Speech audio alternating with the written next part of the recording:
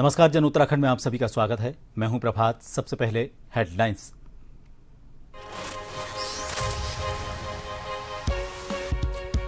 CM Pushkar Singh Dhami ने महाकुंभ में परिवार संग लगाई डुबकी। चंपावत में शारदा घाट पर कार्यक्रम और आरती में की शिरकत। टनकपुर में राफ्टिंग प्रतियोगिता के समारोह में हुए शामिल।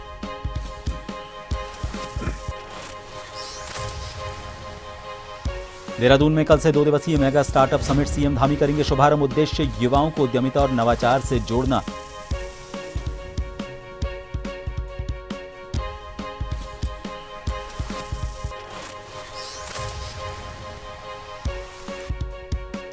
यूसीसी कानून को लेकर यूकेडी का विरोध। मंगलौर नारसन बॉर्डर से निकाली पैदल यात्रा। नेताओं ने कहा कुछ प्रावधान देवभूमि के खिलाफ।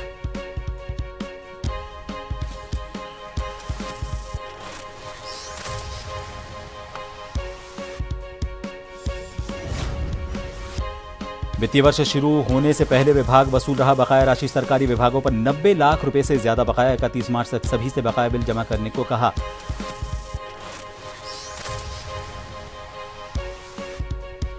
और बारातियों से भरा वाहन खाई में गिरा। 2 लोगों की मौके पर मौत, 3 लोग घायल। एसएचओ पहुंचे घायलों का हालचाल जानने।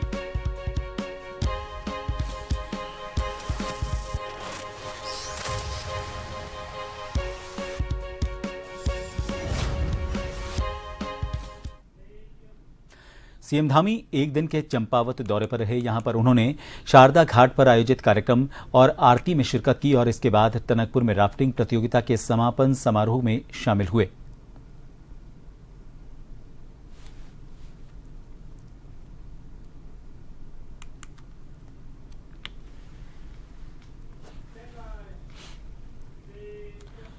राष्ट्रपति द्रौपदी मुर्मू प्रयागराज दौरे पर हैं। उन्होंने महाकुंभ में संगम में आस्था की डुबकी लगाई। इस दौरान उन्होंने भगवान सूर्य को अर्घ्य दिया। स्नान से पहले मां गंगा को पुष्प अर्पित किए। इसके बाद उन्होंने गंगा की पूजा और आरती की। फिर राष्ट्रपति लेटे हनुमान मंदिर पहुंची और यहां दर्शन पूजन किया। राष्ट्रपति के साथ सीएम योगी और राज्यपाल आनंदीबेन पटेल भी मौजूद रहे।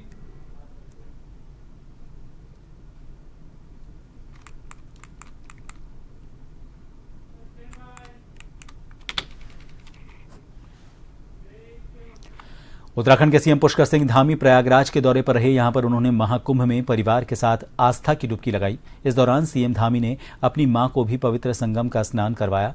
साथ ही सूर्यदेव को नमस्कार किया।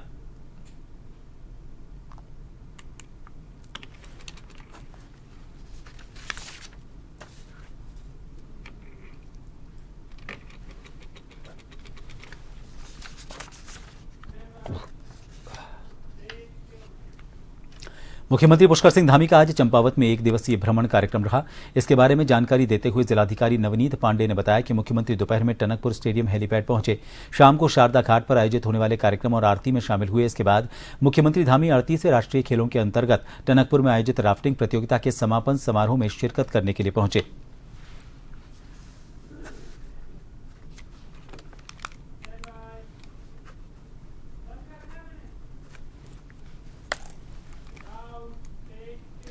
देहरादून में देवभूमि उद्यमिता योजना के तहत 2 दिवसीय मेगा स्टार्टअप समिट शुरू होने जा रहा है, जिसकी शुरुआत कल से होगी। मुख्यमंत्री पुष्कर सिंह धामी समिट का शुभारंभ करेंगे। इसका उद्देश्य प्रदेश में युवाओं को उद्यमिता व नवाचार से जोड़ना है।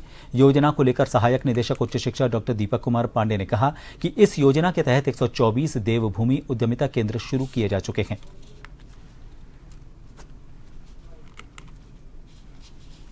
विभिन्न संस्थाओं में छात्रों द्वारा जो प्रोडक्ट्स बनाए गए, करीब 60 से ज्यादा प्रोडक्ट बच्चों ने विगत 1 साल में तैयार किए हैं। उन प्रोडक्ट्स का एक डिस्प्ले उनके स्टॉल्स के माध्यम से, जिसका उद्घाटन माननीय मुख्यमंत्री जी के द्वारा कल किया जाएगा स्टॉल पे। और उसके साथ ही विगत 1 वर्षों में ही 7 पेटेंट जो है हमारे कॉलेजेस के बच्चों के द्वारा फाइल किए गए हैं, और जिसमें से 1 पेटेंट स्वीकृत भी हो गया है, जो अपने आप में एक बहुत महत्वपूर्ण उपलब्धि है हमारे पूरे हायर एजुकेशन इकोसिस्टम के लिए। और निरंतर और भी इस तरह के पेटेंट्स और ट्रेडमार्किंग की प्रक्रिया जारी है। साथ ही साथ इसमें जो अभी देवभूमि उद्यमिता योजना के तहत जो टीचर्स की ट्रेनिंग की जाती है, करीब 185 से ज्यादा टीचर्स की ट्रेनिंग हो गई है।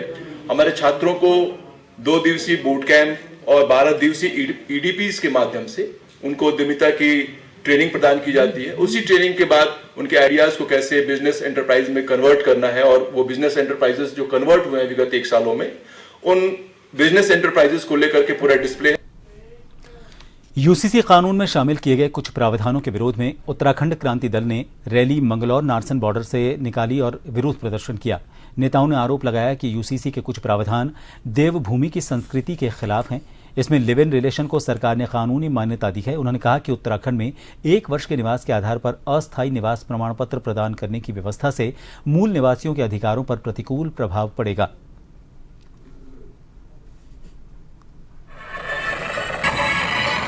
दल के द्वारा ये पदयात्रा का जो मकसद है हमारा, हम गुरुकुल नारसन से मलारी तक है हमारा सुदूरवर्ती जो जोशीमठ के आगे पड़ता है। हमारी इस पदयात्रा का मकसद है कि जिस प्रकार से धामी सरकार ने उत्तराखंड की जनता पर जो काला कानून यूसीसी थोपने का कार्य किया, आपने देखा होगा कि कुछ दिन पहले मोदी जी देहरादून आए थे, यहाँ पर राष्ट्रीय खेलों का आयोजन था। तो उस समय जहाँ एक और जनता जो है उनसे बड़ी बड़ी आशाएं कर रही थी, मूल निवास और भू कानून लागू करने की बात कर रही थी, लेकिन उसकी दूसरी तरफ इन्होंने यहाँ पर यूसीसी जैसा कानून लगाकर कहीं न कहीं उत्तराखंड को अपनी प्रयोगशाला का राज्य बना दिया है। यूसीसी में जो हमारा क्लॉज है, पहला क्लॉज की बात करें तो इसमें लिव इन रिलेशनशिप का है। एक तरफ हमारे माननीय प्रधानमंत्री जी और धामी जी सनातन संस्कृति की बात करते हैं, हिंदू विवाह में जो 16 संस्कार होते हैं उसकी बात करते हैं, लेकिन इस प्रकार की संस्कृति से कहीं ना कहीं जो हमारा एक सामाजिक ताना बाना है, हमारी संस्कृति है, ये प्रभावित होगी। 2025 के वित्तीय वर्ष शुरू होने से पहले ही विभागों ने अपनी बकाया धनराशि वसूलने को लेकर अभियान चलाना शुरू कर दिया है। अगर बात करें रामनगर की, यहां पर जल संस्थान की बात करें तो सरकारी विभागों पर करीब 90 लाख रुपए से ज्यादा बकाया है, जिसमें रामनगर वन विभाग पर 14,60,604 रुपए बकाया है, तो वहीं खंड शिक्षा अधिकारी रामनगर पर 13,70,185 रुपए बकाया है। साथ ही तीसरे नंबर पर उपखंड शिक्षा अधिकारी पर 12,41,941 रुपए का बकाया है। चौथे नंबर पर लोक निर्माण विभाग पर 12,36,188 रुपए बकाया है।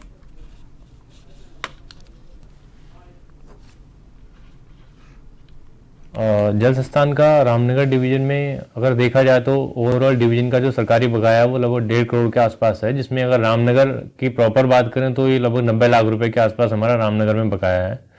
जिसमें से हमारे जो बड़े बकायेदार वाले जो प्रमुख विभाग है उसमें शिक्षा विभाग हो गया, आपका फॉरेस्ट हो गया और PWD हमारे बड़े बकायेदार हैं जिन पे सबसे ज़्यादा हमारा बकाया है। बाकी अगर नॉर्मल जो सरकारी उपभोक्ताओं से अदर हम उपभोक्ताओं की बात करें तो लगभग शहर में हमारा 2 करोड़ के आसपास लोगों पे एरियर है, बकाया है, भी देनदारी है। और बाकी पूरी डिवीजन का अगर बात करें जो कि 3 जिलों में हमारी डिवीजन जो है वो डिवाइड है, तो वहाँ पे लगभग 8 से 10 करोड़ के बीच हमारा जो है बकाया है जनता पर। यहाँ पर मैं एक चीज़ और बताना चाहूँगा कि अभी जो है उत्तराखंड सरकार की ओर से 31 मार्च तक जो लोग बिल का भुगतान करते हैं, अपना पूर्ण बिल का भुगतान करेंगे तो उस पर जो विलंब शुल्क की धनराशि है उस पर 100% छूट दी जा रही है। तो हमारा सभी से अनुरोध है कि सभी लोग अपने बिल को जमा करें और छूट का फायदा उठाएं।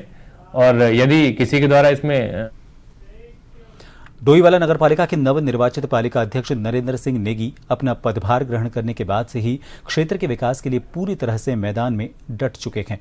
बता दें कि 7 फरवरी को नवनिर्वाचित नगरपालिका अध्यक्ष के साथ सभी सभासदों ने शपथ ली और उसके बाद उसी दिन बोर्ड की पहली बैठक की गई। तब से ही सभी इस बात पर अड़िग हैं कि जनता को किसी तरह की कोई समस्या का सामना न करना पड़े।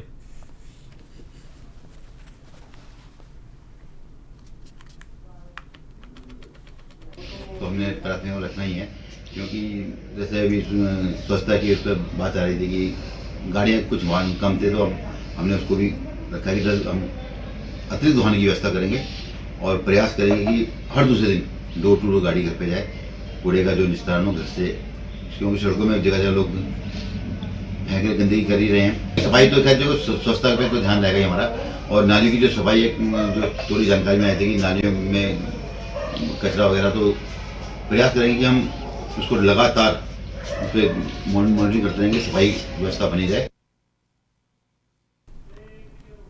केंद्रीय औषधि और सगंध पौधा संस्थान यानी कि CMAP का किसान मेला आयोजित किया गया। मेले में उत्तराखंड सहित 5 प्रदेशों और नेपाल के सैकड़ों किसानों ने हिस्सा लिया। मेले में औषधीय सगंध पौधों से संबंधित नवीनतम कृषि प्रसंस्करण तकनीकों और औषधीय पौधों पर चर्चा की गई। किसान मेले में किसान वैज्ञानिक परिचर्चा, औषधीय सगंध पौधों का प्रदर्शन, गुलाब जल और अगरबत्ती बनाने का प्रशिक्षण, औषधीय और सगंध पौधों की बिक्री की गई।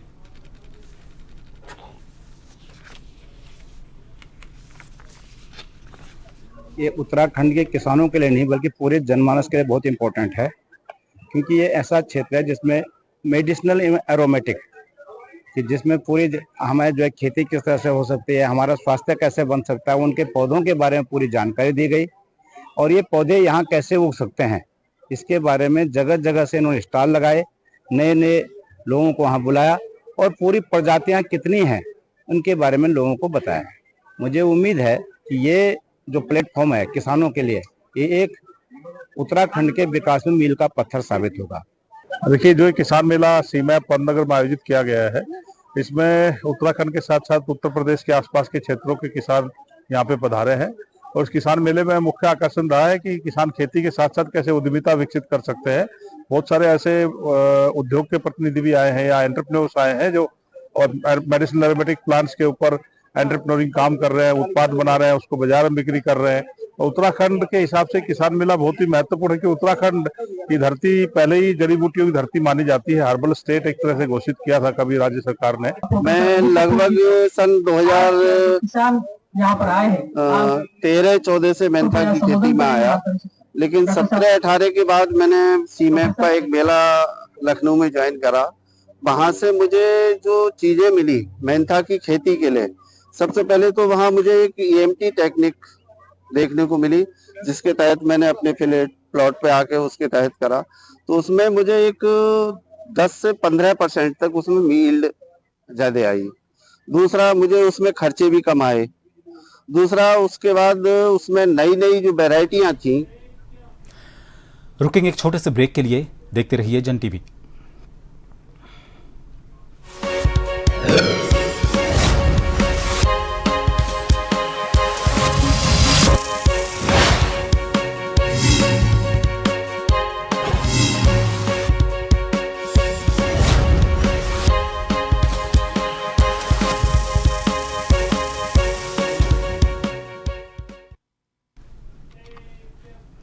जन उत्तराखंड में एक बार फिर आप सभी का स्वागत है। जसपुर में वरिष्ठ पशु चिकित्सा अधिकारी सुधांशु मिश्रा ने मीडिया से रूबरू होते हुए क्षेत्रवासियों से जारी 21वीं राष्ट्रीय पशु गणना में ज्यादा से ज्यादा सहयोग करने की अपील करते हुए बताया कि ये भारत सरकार के निर्देशानुसार 21वीं राष्ट्रीय पशु गणना राष्ट्रीय स्तर पर पूरे देश में चल रही है। उसी क्रम में जसपुर क्षेत्र में भी ये गणना जारी है, जिसके तहत 11 सदस्य टीम का गठन भी किया गया है। ये टीम क्षेत्र के हर ग्राम पंचायत में जाकर पशु गणना कर रही है। क्षेत्र में कुल 98 ग्राम पंचायतें हैं, जिनमें से अब तक 44 ग्राम पंचायतों में गणना पूरी कर ली गई है और बाकी बची पंचायतों में गणना का काम 26 फरवरी 2025 तक पूरा कर लिया जाएगा।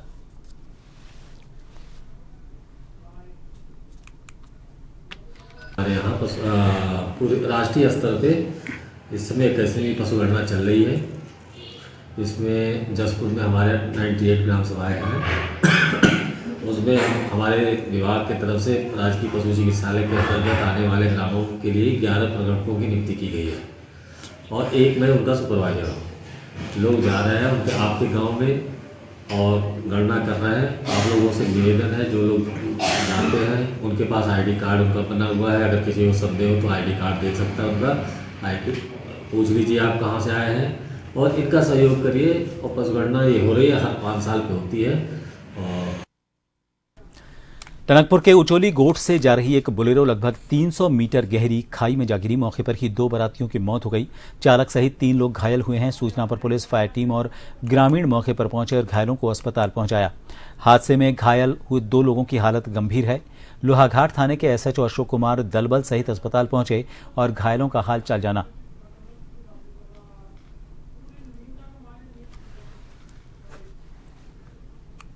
अभी 108 से हमारे पास 3 घायल आए हैं, जिनमें से एक की हालत थोड़ा गंभीर है, उनका एक्सरे हो रहा है। बाकी दोनों की जो ड्रेसिंग वगैरह स्टिचेस वगैरह करा दिया गया है और 2 ब्लड डेड आए हैं। अभी एक्सरे के बाद ही बता पाएंगे। एक्सरे आज पंचेश्वर क्षेत्र में है, जिसमें टोटल 5 लोग थे। 5 लोग बताए जा रहे हैं, जिनमें 2 की मृत्यु हो गई है और 3 गंभीर रूप से घायल हैं, जिनका जो है लोहाघाट हॉस्पिटल में इलाज चल रहा है।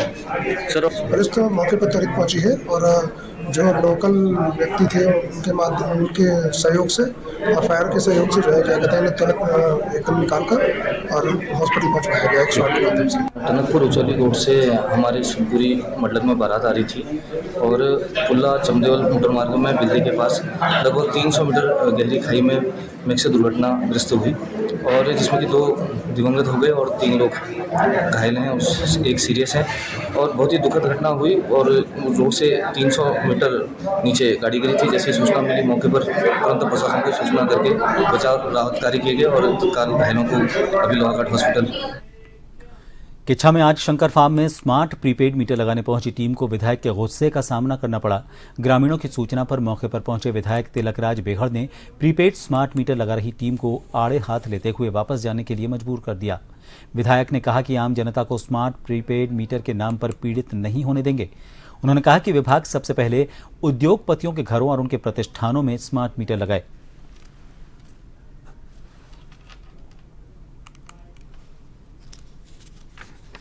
चूसने वाला है। मैंने रुद्रपुर चुनाव में भी कहा था, मैं यहाँ भी कह रहा हूँ, मैंने पहले कहा था अपनी विधानसभा में लगूंगा। कोई अपनी मर्जी से लगवाता है, अपना नुकसान कराना चाहता है, अपना बर्बादी कराना चाहता है तो वो लगवाए। गरीब नहीं लगवाना चाहते। अभी मेरे से बंगा में शंकर फार्म में मीटर लगाने के लिए पहुंचे थे 5 गाड़ियों के साथ। 10 पेटियां थी उनके पास, 10 पेटी लेकर गए हुए थे। एक पेटी में 6 आते हैं, 60 लेकर गए हुए थे। 60 या कितने आते हैं मैंने तो कभी देखी पेटी, और घूम रहे थे अंदर। वहाँ के लोगों ने मुझे फ़ोन किया, वहाँ उन्होंने रोके रखा, उनसे बातचीत की और वहाँ धमकाया जा रहा है ठेकेदार के द्वारा कि नहीं लगाओगे 10,000 का जुर्माना पड़ेगा, FIR लॉन्च होगी तुम्हारे खिलाफ, इनकी वीडियो बनाओ। उन्होंने कहा ये तुमको धमका रहे हैं आके, कह रहे 10,000 का जुर्माना पड़ेगा, FIR लॉन्च होगी, पुलिस आएगी, तुम लगवा लो। लोग नहीं लगवा रहे थे, विरोध कर रहे थे। मुझे फ़ोन आया, मैं PWD में मीटिंग में था, वहाँ से भागा और मैंने मौके पर पकड़ लिए। गाँव वालों ने खुलकर विरोध किया कि हमको धमका रहे हैं, हमसे पैसे मांगते हैं, 10,000 रुपये पड़ेंगे तुम्हारे पे जुर्माना, FIR होगी, पुलिस होगी। मैंने कहा आप बुलाओ पुलिस को। मैंने पकड़े मीटर, मैंने तोड़े प्रतीकात्मक रूप से। मैं मीटर नहीं लगने दूंगा। जो नहीं लगवाएगा अपनी विधानसभा में उसके लिए तिलकराज बेहड़ तैयार है। कोई लगवाना चाहता अपनी मर्जी से लगवाए, बर्बाद हो जाए। गरीब कोई नहीं लगवाएगा, मैं साथ खड़ा हूं। किसी बस्ती में, किसी वार्ड में मीटर अपनी विधानसभा में नहीं लगने दिए जाएंगे जबरदस्ती। रामनगर में नगरपालिका कार्यालय में प्रभारी स्वास्थ्य निरीक्षक के साथ की गई अभद्रता के विरोध में पालिका के सभी कर्मचारियों ने तालाबंदी कर धरना प्रदर्शन किया। कर्मचारियों ने कोतवाली पुलिस को तहरीर देकर आरोपितों की गिरफ्तारी की मांग की। वहीं आंदोलन को नगरपालिका के सभासदों ने भी अपना समर्थन दिया।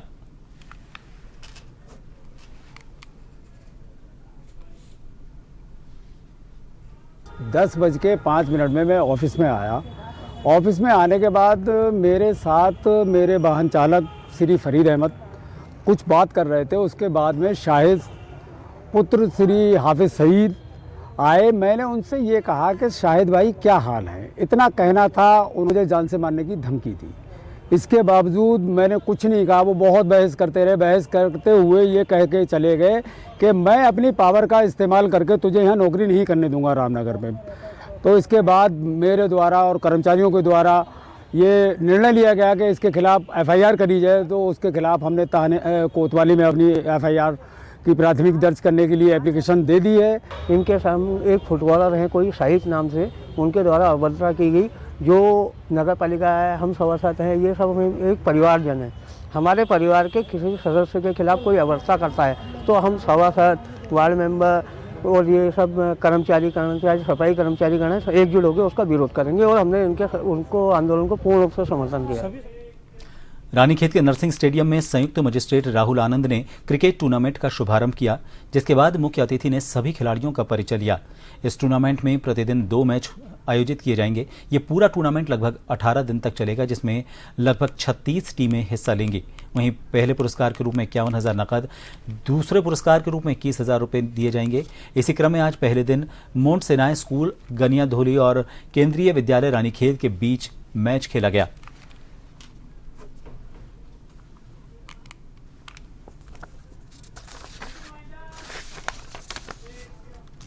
और इन सभी खबरों के साथ फिलहाल के लिए जन उत्तराखंड में इतना ही।